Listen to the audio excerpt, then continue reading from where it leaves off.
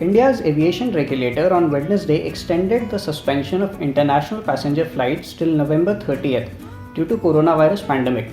The Directorate General of Civil Aviation added that the international scheduled flights may be allowed on certain routes by the competent authority on a case-to-case basis. Cab aggregator Uber has partnered with the National Association for the Blind to offer free rides to blind, low vision and other disabled persons along with their caregivers and teachers. The ride-hailing major said that it will facilitate 12,000 free rides worth over 25 lakh rupees. The partnership will be valid until December 2020. Finance Minister Nirmala Sitharaman has said that even if India witnesses negative or near zero growth this fiscal, it will be among the fastest growing economies next fiscal.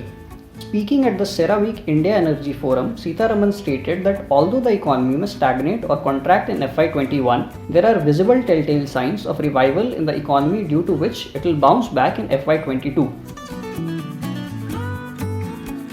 Union Minister Smriti Irani has tested positive for COVID-19. She has requested those who came in contact with her to get themselves tested at the earliest. The minister, who holds textiles and women and child development portfolios, took to Twitter to make this announcement.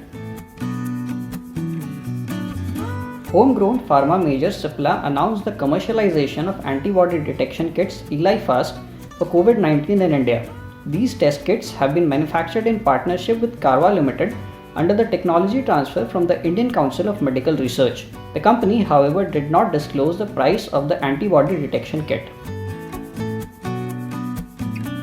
Union MSME Minister Nitin Gadkari on Tuesday urged retail giant Walmart to work with Khadi and village industries to take their products, including Khadi denim, to global markets. He also highlighted that the MSME sector in India is a major job creator and contributor to the country's GDP.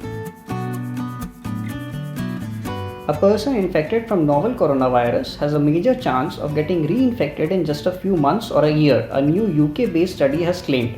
As per the latest report by Imperial College London, the antibodies against COVID-19 wane over time, which indicates that any level of immunity could last only a few months.